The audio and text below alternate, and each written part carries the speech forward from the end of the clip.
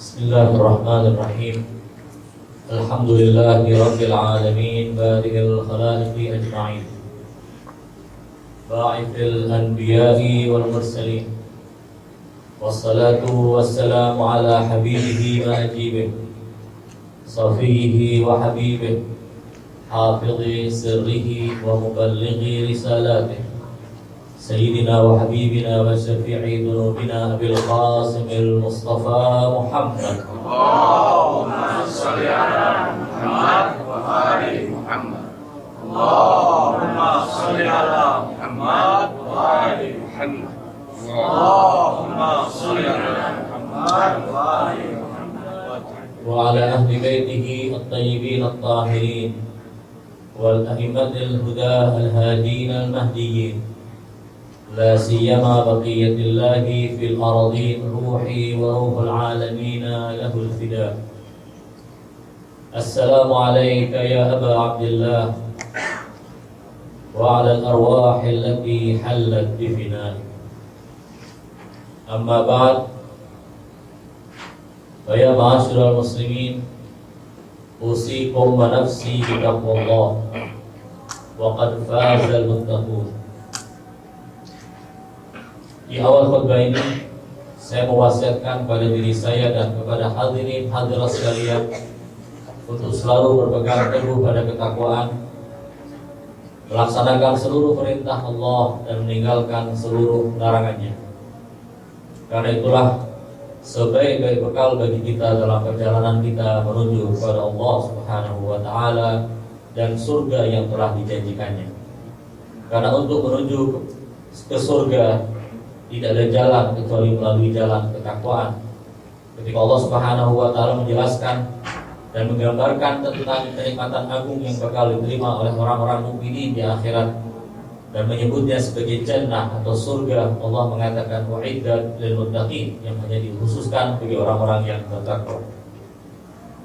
Semoga Allah Subhanahu wa taala memberikan kepada kita taufik dan inayah supaya kita bisa berada dalam jalan ketakwaan. Pada kesempatan ini, khutbah yang akan saya sampaikan masih berkenaan dengan bulan Muharram dan syahadah Maulana Abi Abdillah Al-Husain dan para syuhada Karbala. Tapi sebelum masuk pada pembahasan itu, saya akan mengantarkan beberapa mukaddimah. Mukaddimah yang pertama adalah seringkali orang bertanya-tanya dari mana kita mengetahui kisah yang terjadi di Karbala.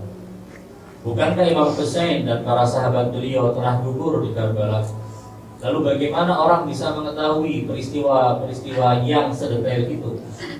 Kalau kita membaca Maqtal Abu Mihnaf atau Maqtal yang ditulis oleh seorang ulama besar Syiah yang bernama Sayyid bin Tawus, yang kitabnya disebut dengan Al-Luhuf atau Al-Malhuf ala Qatlat Tufuf, akan kita dapati peristiwa-peristiwa yang terjadi di Karbala ditulis dengan rinci. Apa yang dilakukan oleh Imam Husain, apa yang terjadi di pertempuran, apa yang diminta oleh Ali Al-Akbar, dan hal-hal yang lain yang semacam itu. Yang menjadi pertanyaan, dari mana kita bisa mengetahui peristiwa-peristiwa itu? Dengan kata lain, setiap ada berita pasti ada sumber berita.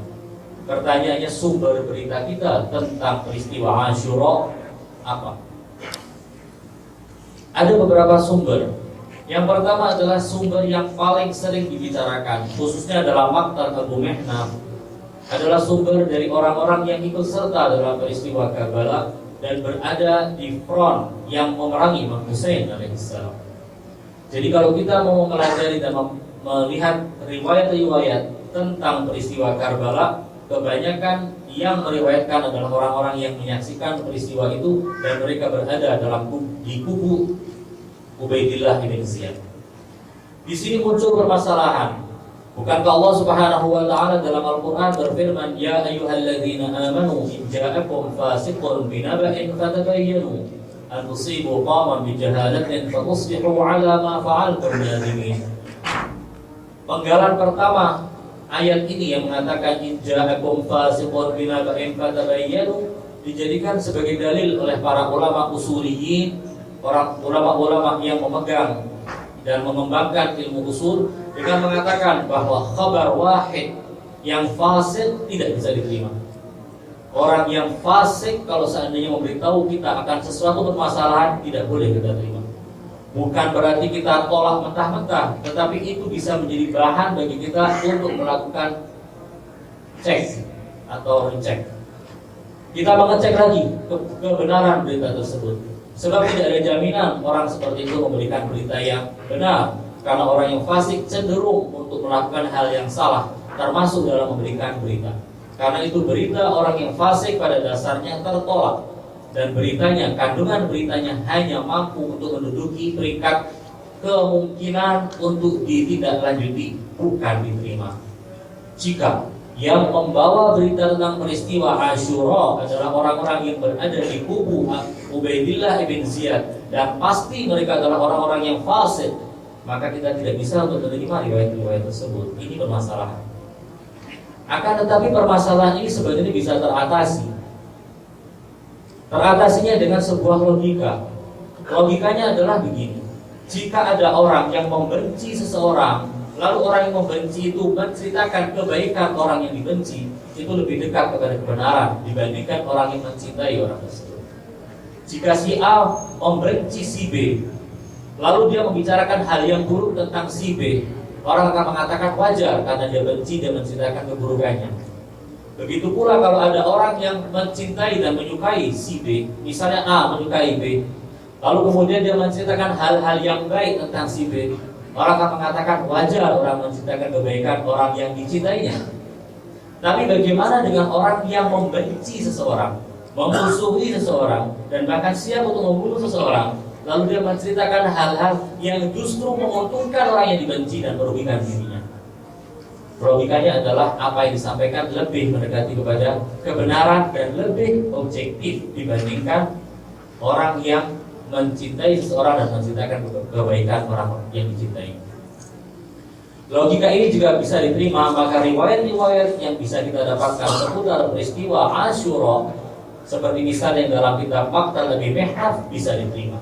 Namun, jika kita menolaknya dengan menggunakan kaidah umum orang yang fasik tidak bisa diterima beritanya, maka jangan khawatir bahwa peristiwa Karbala tidak hanya diriwayatkan oleh orang-orang seperti ini, karena kita punya sumber-sumber yang lain. Dalam kehidupan kita sehari-hari, jika kita sedang melakukan perjalanan dari rumah menuju ke tempat kerja kita, lalu di jalan kita menemukan ada orang yang bentrok, biasanya akan terlihat yang bentrok dua orang yang menonton banyak. Ini adalah suatu naluri manusia untuk melihat suatu bentrokan.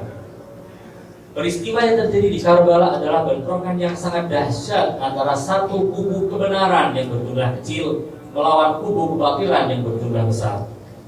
Berita tentang adanya pengepungan terhadap Imam Husain alaihissalam di Karbala didengar oleh banyak orang. Sangat mungkin ada suku-suku Arab yang berada di daerah situ. Mereka berada di tempat, tapi mereka tidak bergabung dengan pasukan Imam Husain dan tidak pula bergabung dengan pasukan Ubaidillah bin Ziyad. Mereka inilah yang menonton peristiwa itu, lalu kemudian memberitakan tentang apa yang mereka saksikan pada peristiwa Asyura. Berita-berita yang berasal dari sumber yang semacam ini, kembali lagi kita harus merujuk kepada kaidah dalam ilmu hadis, ilmu dirayah dan riwayah. Kalau ada riwayat dari mereka, bisakah kita terima ataukah tidak? Dikembalikan kepada biografi atau yang disebut dengan rijal. Apa yang terjadi pada diri mereka? Apakah mereka orang yang jujur? Apakah mereka orang yang thiqah? Ataukah mereka adalah orang fasik dan mardud sehingga kata-katanya tidak bisa diterima? Ini masuk dalam kaidah umum ilmu dirayah dan riwayat. Selain dua sumber tadi, ada sumber-sumber yang lain, yakni sumber dari Sayyidah Zainab Al-Kubra, As-Sayyidah Fatimah bintul Husain, As-Sayyidah Sukainah bintul Husain, dan wanita-wanita yang berada di kubu Imam Husain yang menjadi pelaku peristiwa itu dan mendapatkan siksaan dan penderitaan yang dahsyat pada peristiwa Asyura. Juga dari lisan Imam Zainal Abidin yang merupakan saksi hidup pada peristiwa itu. Juga dari Imam Baqir alaihissalam yang walaupun beliau masih berusia sangat belia, tapi beliau adalah seorang imam yang kesaksian yang pasti tidak bisa ditolak oleh orang-orang seperti kita yang meyakini imamah orang seperti Imam Baqir alaihissalam. Dan ternyata riwayat-riwayat dari kelompok yang ketiga ini cukup banyak, dan itulah yang biasanya dinukil dalam riwayat-riwayat Syiah. Kelompok yang keempat yang bisa menjadi sumber periwayatan tentang peristiwa yang terjadi di Karbala adalah a'immah maksumin alaihimussalam yang tidak hadir pada peristiwa Asyura. Pertanyaannya, mungkinkah seorang imam maksum yang tidak hadir pada peristiwa Asyura bisa menceritakan peristiwa itu dengan detail? Jawabannya iya, karena kita meyakini imam memiliki ilmu makana wa ma yakun. Imam memiliki ilmu al-awwalina wal akhirin. Imam mengetahui segala sesuatu tentang, apalagi hanya sekedar mengenai peristiwa Asyura.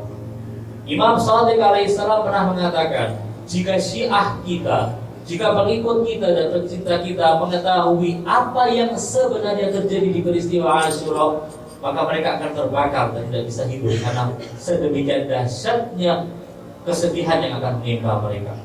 Yang diketahui oleh Syiah kami hanya sekelumit dari peristiwa Asyura. A'immah mengetahui semuanya, dan a'immah itulah yang menceritakan kepada kita apa yang terjadi pada hari Asyura di Karbala pada tahun 61 Hijriah. Ini adalah sumber-sumber yang menceritakan tentang peristiwa Asyura. Namun, kita jangan menutup mata dari kemungkinan masuknya kisah-kisah atau riwayat-riwayat yang tidak benar. Banyak riwayat-riwayat semacam itu, dan para ulama yang kritis telah mengkritisi riwayat-riwayat semacam itu. Bahkan mereka menekankan jangan sampai acara-acara azan kita, acara-acara maktam kita, acara-acara duka kita untuk Abu Abdillah Al-Husain dinodai oleh berita-berita yang tidak mempunyai sumber yang jelas. Karena memang terbukti ada riwayat-riwayat dan cerita-cerita yang tidak jelas sumbernya. Namun di sini saya ingin memberikan satu catatan. Jika kita melihat atau mendengar sebuah atau sepenggal kisah dari Asyura yang menurut kita tidak masuk akal, yang menurut kita masa sih hal itu terjadi, kita seakan-akan menolak. Otak kita, pemikiran kita, tradisi kita, perasaan kita menolaknya. Jangan lantas kita mengatakan bahwa peristiwa itu adalah peristiwa dusta. Bisa jadi kita memang tidak mampu untuk mencernanya, karena perbedaan kita dengan apa yang sebenarnya terjadi. Perbedaan tradisi kita dengan tradisi orang-orang Arab di zaman itu. Perbedaan zaman antara kita dengan zaman saat itu. Sehingga kita mungkin saja tidak bisa memahami dengan benar apa sebenarnya yang terjadi. Sehingga jangan sampai kita menolak sesuatu yang tidak bisa kita pertanggungjawabkan penolakan kita. Ini mukaddimah yang pertama. Mukaddimah yang kedua pada pembahasan ini adalah mengenai kedudukan tinggi Abu Abdillah Al-Husain alaihissalam. Beliau adalah imam yang memiliki kedudukan yang sangat tinggi di sisi Allah. Rasulullah SAW di hadapan sahabatnya yang bernama Ubay bin Ka'ab menyebut Imam Husain sebagai zinatus samawati wal ardh, zainus samawati wal ardh, hiasan langit dan bumi. Sampai Ubay bin Ka'ab bertanya-tanya, ya Rasulullah, adakah seseorang yang menjadi hiasan langit dan bumi lebih dari engkau ya Rasulullah? Dijawab oleh Rasulullah bahwa Imam Husain, cucu Husain ini lebih dikenal di langit dibandingkan di bumi. Kemudian juga beliau menceritakan bahwasanya nama Husain tertulis di sisi kanan arasy ilahi. Tertulis di situ sebuah ungkapan, Innal Husain misbahul huda wa sakinatul najah. Orang mungkin akan bertanya-tanya, bukankah ini termasuk melebih-lebihkan? Jawabannya adalah ketika Rasulullah bersabda, maka beliau mengatakan sesuatu yang faktual, bukan melebih-lebihkan. Beliau masuk, wa ma yantiqu 'anil hawa in huwa illa wahyun yuha. Kedudukan tinggi Imam Husain alaihissalam ini bahkan dalam riwayat-riwayat kita disebutkan menjadi tempat para malaikat untuk mengambil syafaat dari beliau. Para malaikat pun mengambil syafaat dari Imam Husain alaihissalam. Lalu bagaimana dengan kita yang kita merasa, masing-masing dari kita merasa bahwa kita terlalu kotor untuk bisa menyebut nama Husain, tapi kita diizinkan untuk menyebut nama Husain, bertawassul kepada beliau dan meminta syafaat beliau. Berikutnya adalah mengenai Imam Husain, bahwa kedudukan mulia beliau bisa kita lihat sekelumitnya dari kedudukan mulia seorang yang syahid. Orang yang syahid memiliki kedudukan yang tinggi di sisi Allah. Riwayat mengatakan kalau ada orang mempunyai dosa sebesar gunung, lalu dia mati syahid, maka seluruh dosanya akan dihapus oleh Allah karena kesyahidannya. Bagaimana dengan kesyahidan seperti Imam Husain? Bagaimana kesyahidannya seorang manusia yang suci seperti beliau? Muqaddimah yang ketiga, ayat Al-Quran yang menyebutkan ya ayyatuhan nafsul mutmainnah irji'i ila rabbiki radiyatan mardiyah fadkhuli fi ibadi wadkhuli jannati dalam surat Fajr. Menurut riwayat Ahlul Bait alaihi wassalam, maksud daripada an-nafsul mutmainnah adalah Imam Abu Abdillah al-Husain. Beliau disebut dengan nafsul mutmainnah, dan kedudukan beliau yang tinggi itulah yang kemudian Allah katakan irji'i ila rabbik, menjadi khitab langsung, dipanggil langsung oleh Allah, dan Allah mengatakan kepadanya, kembalilah kepada Tuhanmu dalam keadaan radiyatan, dalam keadaan nafsul mutmainnah ini dalam keadaan ridha. Pertanyaan, ridha terhadap apa? Ridha terhadap semua hal yang Allah telah tentukan baginya. Bukan ridha atas hanya nikmat-nikmatnya, bahkan segala cobaan sebesar apapun cobaan itu diterima oleh Imam Husain dengan ridha, dengan lapang dada. Tidak ada sesuatu yang lebih disukai oleh Imam Husain kecuali dia menerima apa yang Allah tentukan. Radiyatan mardiyah, dan diridhai oleh Allah Subhanahu wa taala. Sedemikian Allah ridha kepadanya, karena inilah timbal balik antara sebuah ridha yang ditunjukkan oleh seorang hamba dijawab oleh Allah dengan ridha yang ditunjukkan oleh Tuhannya. Itulah yang terjadi pada Imam Husain alaihi salam. Mereka yang berada di pasukan Ibnu Ziyad menceritakan begini, dan dari cerita ini kita bisa memahami makna radiyatan mardiyah, bahwa Imam Husain alaihissalam semakin mendekati kesyahidannya, wajah beliau semakin terlihat bersinar. Ketika orang menghadapi permasalahan, dia berpikir memikirkan permasalahannya. Ketika permasalahannya adalah permasalahan yang membawa kesedihan, akan tampak kesedihan pada raut wajahnya. Tapi Imam Husain semakin dahsyat musibah yang beliau hadapi, semakin besar penderitaan yang beliau alami, para saksi mata mengatakan wajah beliau semakin terlihat berseri-seri, menyongsong apa yang Allah firmankan, fadkhuli fi ibadi wadkhuli jannah.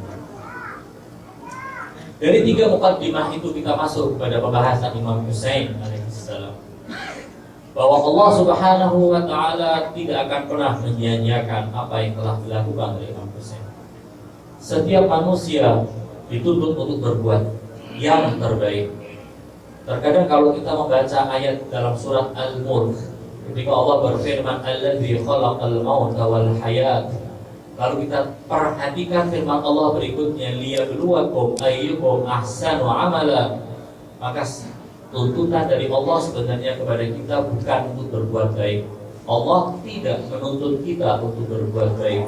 Yang dituntut dari ayat tadi, ayat di surat Al-Mulk ini adalah kita dituntut untuk melakukan yang terbaik, bukan yang baik. Jika kita tidak melakukan yang terbaik, berarti kita melakukan sebuah kesalahan, dan itu menyalahi tujuan Allah menciptakan al-maut wal hayat. Karena itu sebaik-baik yang bisa kita lakukan harus kita laksanakan, bukan yang baik. Skala prioritas dikedepankan, bukan asal baik. Imam Husain alaihissalam telah melakukan hal yang terbaik. Kita lihat seandainya dalam keadaan yang seperti itu dan terpaksa beliau berbaikat, maka tidak akan ada orang yang mencela beliau, karena beliau melakukan baiat dengan keterpaksaan. Tapi menurut beliau saat ini bukan saat yang tepat untuk baiat. Sahabat-sahabat Imam Husain juga melakukan hal yang serupa. Abul Fadl Abbas yang dicekik oleh kehausan saat berada di depan sungai Furat, tangannya sudah mengambil air. Beliau akan meminum. Jika beliau meminum, tidak akan ada satu orang pun yang mencela beliau. Tapi tidak dilakukan. Yang dilakukan oleh Abul Fadl Abbas adalah yang terbaik. yaitu beliau mengatakan kepada air, jangan goda kesetiaanku kepada Al-Husain. Yang dilakukan oleh seorang bernama Qasim Ibnul Hasan juga hal yang terbaik. Ketika beliau yang masih belum berusia dewasa, belum menawarkan dirinya kepada pamannya, wahai paman, sekarang giliranku untuk menunjukkan kesetiaanku kepadamu. Imam Husain mengatakan, engkau tidak punya taklif dan tanggung jawab untuk maju ke medan perang. Tapi beliau menunjukkan yang terbaik, ahsanu amalan. Semua yang terjadi di Karbala, yang ditunjukkan oleh syuhada Karbala adalah sesuatu yang terbaik. Mungkinkah orang yang melakukan yang terbaik dilupakan oleh Allah pahalanya? Allah Subhanahu wa ta'ala mengenai perbuatan yang baik saja berfirman begini, innallaha la yudhi'u ajral muhsinin. Allah tidak mungkin akan menyia-nyiakan pahala orang yang melakukan kebaikan. Kemudian di ayat yang lain juga berfirman, innallaha la yudhi'u ajral mu'minin, di surat Ali Imran ayat 171, yang menunjukkan bahwa amal perbuatan baik saja tidak mungkin akan sia-sia. Bagaimana dengan amalan yang terbaik? Dan itulah yang ditunjukkan Abu Abdullah Al-Husain dan para sahabatnya di medan Karbala. Jika beliau sudah melakukan hal yang terbaik, jika para syuhada selain syuhada Karbala melakukan yang baik dan mereka mendapatkan kedudukan yang sedemikian tinggi, bagaimana dengan para syuhada yang melakukan yang terbaik? Di hari Asyura, ketika waktu zuhur telah tiba, jika seandainya Imam Husain dan para sahabatnya tidak sempat melaksanakan sholat zuhur dan mereka gugur syahid di saat itu, tidak akan ada orang yang mencela karena memang kondisinya tidak mengizinkan untuk melakukan sholat. Tetapi beliau melaksanakan sholat itu pun dengan cara berjamaah. Ada orang-orang yang menjaga dan siap menjadi tameng hidup supaya sholat berjamaah ini menjadi sholat berjamaah yang monumental, sholat yang bersejarah, sholat yang menjadi pelajaran bagi kita semua untuk tidak mengakhirkan sholat kita, sholat yang menjadi pelajaran bagi kita dalam keadaan apapun juga. Jangan pernah kita merupakan Allah, jangan pernah merupakan sholat, karena sholat adalah tiang agama. Berikutnya lagi sisi yang bisa kita ambil dari keagungan Imam Husain dan para sahabatnya adalah sisi kesabarannya. Bagaimana kesabaran itu memberikan pahala yang sedemikian besar. Mungkin kalau kita membaca riwayat-riwayat akan dikatakan kalau orang membaca surat ini akan mendapatkan pahala sekian, orang yang bersedekah akan mendapatkan pahala sekian, orang yang hadir di majelis taklim akan mendapatkan pahala lebih baik dari 1000 kali orang berziarah, atau 1000 kali orang mengiringi jenazah, atau 1000 kali orang mengunjungi orang yang sakit. Hanya dengan menghadiri satu majelis ilmu disebutkan secara jelas pahala yang akan didapatkan. Tapi untuk orang-orang yang bersabar, Allah mengatakan begini, innama yuwaffas sabiruna ajrahum bighairi hisab. Orang yang bersabar akan diberi oleh Allah Subhanahu wa taala pahala bighairi hisab, tanpa ada hisab, tanpa ada perbatasannya. Ikhwani akhwati sidang Jumat yang berbahagia, seseorang dalam pembicaraannya akan diukur hasil pembicaraannya dengan tingkat orang yang berbicara. Ketika ada anak kecil, dia akan memberikan segala yang dimilikinya. Maka yang dimiliki adalah hanya sesuatu yang dia miliki, seperti mainan atau permen atau makanan kecil yang dari tangannya. Tapi kalau orang yang mengatakan kepada kita, apa yang aku miliki akan aku berikan kepadamu, orang yang sudah dewasa tapi dia orang yang miskin, maka yang kita dapatkan hanya apa yang dimiliki dengan kemiskinannya. Bagaimana dengan orang yang memiliki kekayaan sedemikian banyak, miliaran rupiah misalnya, lalu dia mengatakan semua yang aku miliki aku hadiahkan fisabilillah, maka jumlahnya tentunya lebih besar dari orang yang pertama dan orang yang kedua. Bagaimana dengan Allah Subhanahu wa taala yang lillahi ma fis samawati wal ard, milik Allah apa yang ada di langit dan apa yang ada di bumi. Allah yang memiliki segala sesuatu di langit dan di bumi mengatakan, orang yang sabar akan aku berikan pahala tanpa perhitungan, tanpa batas. Yang mengatakan adalah mawujud yang tidak punya batas. Seberapa besarnya pahala yang dimiliki oleh orang-orang yang sabar? Tentunya kita tahu bahwa hal-hal yang bersifat maknawiyah pasti punya tingkatan dan level-levelnya. Keimanan yang merupakan sesuatu yang bersifat maknawiyah juga punya level-levelnya. Keimanan satu orang dengan orang lain tidak bisa disamakan. Keimanan orang seperti kita tidak bisa disandingkan dengan keimanan para aulia Allah. Keimanan aulia Allah tidak bisa disandingkan dengan keimanan ausia dan imam maksumin. Semuanya pasti ada level-levelnya. Kesabaran juga begitu. Bagaimana dengan seorang seperti Imam Husain yang kesabarannya adalah puncak dari segala kesabarannya. Innama yuwaffas sabiruna, untuk Imam Husain bisa kita bayangkan tidak bertepi. Jika sedemikian agungnya, maka tidak salah jika kita semua berdoa di dalam sujud kita setelah berziarah Asyura, kita mengatakan Allahumma rzuqni syafa'atal Husain yaumal qiyamah. Tsabbit li qadama sidqin 'indaka ma'al Husaini wa ashabil Husain. Kita minta syafaat dari Imam Husain alaihi salam. Karena dengan syafaat itulah kita bisa menempuh tingkatan-tingkatan spiritual yang tinggi. Yang menarik di sini saya ingin berikan sedikit penjelasan saat kita meminta kepada Allah, Allahumma rzuqni syafa'atal Husain. Kapan kita memintanya? Kita katakan yaumal wurud, hari masuk. Hari masuk ini apa? Sebagian ulama menerjemahkannya yaumal wurud adalah ketika jasad kita masuk ke alam kubur. Jadi kita minta supaya Imam Husain pada saat kita berada di alam kubur untuk pertama kalinya, saat kita akan berhadapan dengan dua malaikat yang menakutkan, yaitu Munkar dan Nakir, Imam Husain akan datang dan memberikan syafaat kepada kita. Itu yang kita minta kepada Allah SWT. Sebagian ulama mengatakan yaumal wurud di sini bukan saat jasad masuk ke alam kubur, tetapi pada hari kiamat, hari yang yauma yafirrul mar'u min akhihi wa ummihi wa abihi wa sahibatihi wa bani. Semua orang lari dari semua orang. Likulli imri'in minhum yawma idzin sya'nun yughni. Semua orang punya kesibukan sendiri. Semua orang ketakutan pada hari itu. Saat kita masuk ke alam hari kiamat, kita mohon wurud kita berbarengan dengan syafaat Imam Husain alaihissalam. Tapi ada lagi ulama yang lebih dahsyat menafsirkan yaumal wurud, yaitu yaumal wurud ketika seseorang pertama kali akan meninggalkan alam yang fana ini menuju ke alam barzakh. Sebelum ruh kita keluar dari tubuh kita, kita berharap saat itulah Imam Husain alaihissalam memberikan syafaat kita, sehingga ketika malaikat mencabut ruh kita tercabut dalam keadaan kita tenang, mengikuti ketenangan yang dimiliki Imam Husain, walaupun hanya aroma ketenangan nafsul mutmainnahnya Imam Husain alaihissalam.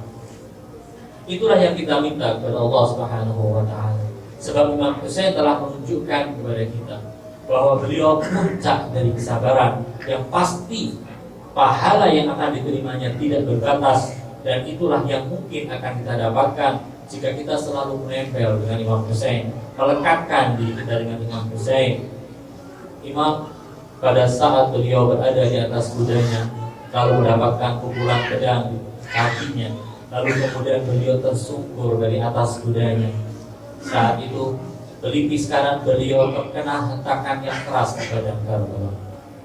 Tahukah pada saat itu, pada saat darah beliau mulai bercucuran membasahi tubuh beliau, apa yang dikatakan?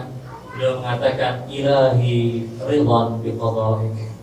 Ya Allah, aku ridho dengan apa yang kau tentukan padaku. Radiyah. Lalu mengatakan, sabran ala balaik. Segala cobaan yang kau berikan kepadaku, aku tanggung dengan kesabaran. La ma'budu siwak, tidak ada yang disembah kecuali Engkau. Ya ghiyathal mustaghiithin, wahai Zat yang menjadi tempat minta tolong siapa saja orang yang meminta tolong. Imam Husain tidak meminta tolong diselamatkan, meminta tolong kepada Allah Subhanahu wa taala supaya beliau bisa melewati masa-masa yang seperti itu dengan kondisi radiyatan mardiyah. Kita berharap dan mohon kepada Allah Subhanahu wa taala supaya kecintaan kepada Al-Husain bin Ali yang ada di dada kita jangan pernah terkurangi dan bahkan semakin bertambah dari hari ke hari. Semoga Allah Subhanahu wa taala tidak pernah menjauhkan kita dan keturunan kita sampai hari kiamat dari Al-Husain bin Ali. Semoga Allah Subhanahu wa taala memberikan kepada kita anugerah untuk bisa berziarah ke makam suci Husain bin Ali, dan di hari akhir nanti mendapatkan syafaat dari Husain bin Ali. A'udzubillahi minasyaitonir rajim. Bismillahirrahmanirrahim. Wal 'ashr. Innal insana lafi khusr illa alladhina amanu wa 'amilus shalihat wa tawasaw bil haqqi wa tawasaw bis sabr. Barakallahu li wa lakum fil Qur'anil 'azim. ونفعني وإياكم بما فيه من الآيات والذكر الحكيم وتقبل مني ومنكم تلاوته إنه هو الغفور الرحيم. أقول قولي هذا وأستغفر الله العظيم لي ولكم. إن الله وملائكته يصلون على النبي يا أيها الذين آمنوا صلوا عليه وسلموا تسليما. اللهم صل على محمد وآل محمد. اللهم صل على محمد وآل محمد. اللهم صل على محمد وآل محمد.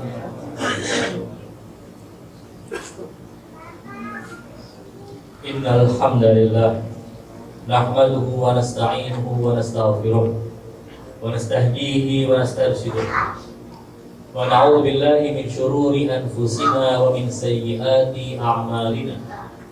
من يهده الله فلا مضل له ومن يضلله فلا هادي له. أشهد أن لا إله إلا الله وحده لا شريك له وأشهد أن محمدا عبده ورسوله. اللهم صل وسلم على حبيبك ونجيبك صفيك وحبيبك حافظ سرك ومبلغ رسالاتك سيدنا وحبيبنا وشفيع ذنوبنا وطبيب نفوسنا المسمى في السماء بأحمد وفي الأرضين بأبي القاسم المصطفى محمد. اللهم صل على محمد وآل محمد. اللهم صل على محمد وآل محمد. اللهم صل على محمد وآل محمد وعلى آله الأطهرين الطيبين. وصل اللهم على أمير المؤمنين وقائد الغر المحجلين علي بن أبي طالب أسد الله الغالب. وصل اللهم على الصديقة الطاهرة فاطمة الزهراء سيدة نساء العالمين. وصل على سبطي نبي الرحمة وسيدي شباب أهل الجنة الحسن والحسين. وصل اللهم على أئمة المؤمنين علي بن الحسين ومحمد بن علي وجعفر بن محمد وموسى بن جعفر وعلي بن موسى ومحمد بن علي وعلي بن محمد والحسن بن علي والقائم المهدي حجتك على عبادك وأمنائك في بلادك صلاة كثيرة دائمة. أما بعد فيا معاشر المسلمين اتقوا الله حق تقاته ولا تموتن إلا وأنتم مسلمون. Di khutbah kedua ini kembali saya mewasiatkan kepada diri saya dan hadirin hadirat sekalian dengan pesan takwa. Semoga Allah Subhanahu wa taala selalu menuntun kita di jalan ketakwaan ini. Kita berada di hari-hari duka bulan Muharram. 10 hari kita menggelar azab dan majlis-majlis duka untuk Abu Abdillah al-Husain. Majlis itu kita lengkapi dengan malam yang ke-11, malam keterasingan keluarga Rasulullah di padang Karbala. Ada sebuah peristiwa yang diriwayatkan oleh salah seorang sahabat Imam Husain alaihissalam, bahwa ketika malam Ashura, ketika Imam Husain alaihissalam setelah mendapatkan tenggat waktu 1 malam supaya bisa beribadah, malam itu terlihat Imam Husain alaihissalam dari kejauhan. Beliau berkeliling mengelilingi kemah per kemah, bukan masuk ke dalam kemah. Terlihat beliau menunduk untuk beberapa saat, kemudian beliau berdiri lagi, berjalan beberapa langkah, kemudian menunduk lagi. Lama kemudian beliau berdiri. Berkali-kali perawi melihat bahwa Imam Husain menunduk, jongkok, dan kemudian berdiri. Orang itu kemudian mendekati Imam Husain dan bertanya, "Ya Aba Abdillah, ya Ibn Rasulillah, apa yang sedang Anda lakukan di malam seperti ini? Anda terlihat membungkuk, menunduk, coba kemudian berdiri lagi. Berapa langkah kemudian Anda melakukan hal yang sama?" Jawaban beliau alaihissalam, beliau mengatakan, "Lihatlah, di tempat yang bernama Karbala ini ada tanaman-tanaman yang berduri, yang durinya sedemikian menyakitkan. Jika duri ini terkena kaki atau terkena kulit, maka akan menimbulkan luka yang sangat. Besok ketika kita semua sudah tidak ada, mereka akan menyerang perkemahan. Rasa takut anak-anak pasti akan memuncak. Saat itulah mereka akan bepergian, akan berlarian ke sana kemari menyelamatkan diri. Aku takut ketika mereka berlarian itu kaki mereka terkena duri ini dan terluka." Itulah yang dilakukan oleh Abu Abdillah Al-Husain.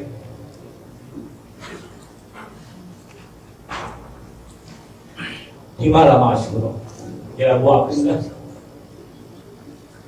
meskipun duri-duri itu telah engkau cabut, cambuk-cambuk tetap berada di tangan orang-orang itu. Cambuk-cambuk itulah yang melukai Zainab, yang melukai Ruqayyah dan Subainah. Salah seorang putrimu juga harus kehilangan antingnya, bukan antingnya ya Rasulullah. Anting itu seandainya diminta dengan baik-baik akan diserahkan oleh putrimu. Tapi yang dilakukan oleh mereka adalah mencabut anting itu dengan paksa sehingga kedua telinganya robek dan mengeluarkan darah. Ya Abu Abdillah, duka Zainab selalu hidup, dan kami akan selalu menghidupkan peristiwa yang terjadi di Karbala supaya jangan sampai pesan-pesanmu di Karbala terhenti di Karbala. Peristiwa yang sedemikian dahsyat, di mana-mana orang menggelar majlis untuk Imam Husain alaihissalam.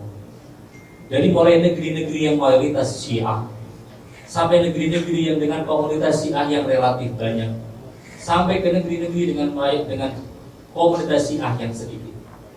Bahkan di negeri-negeri non-Muslim pun kita saksikan berita-beritanya. Di jalanan-jalanan New York dan London, di jalanan-jalanan di Swedia, dan di banyak negara yang lain, orang turun ke jalan-jalan dan melakukan azan untuk Abu Abdillah dan Husain. Mereka menunjukkan pada orang-orang di seluruh dunia bahwa imam kita, bahwa Imam Ahlul Bait menyuarakan suara keadilan, dan ini yang harus selalu didukung dan dihidupkan. Pesan yang telah beliau sampaikan di Karbala, pesan yang beliau sampaikan dengan harga termahal, yakni harga manusia suci, bahkan manusia paling suci, yaitu Abu Abdillah bin Husain.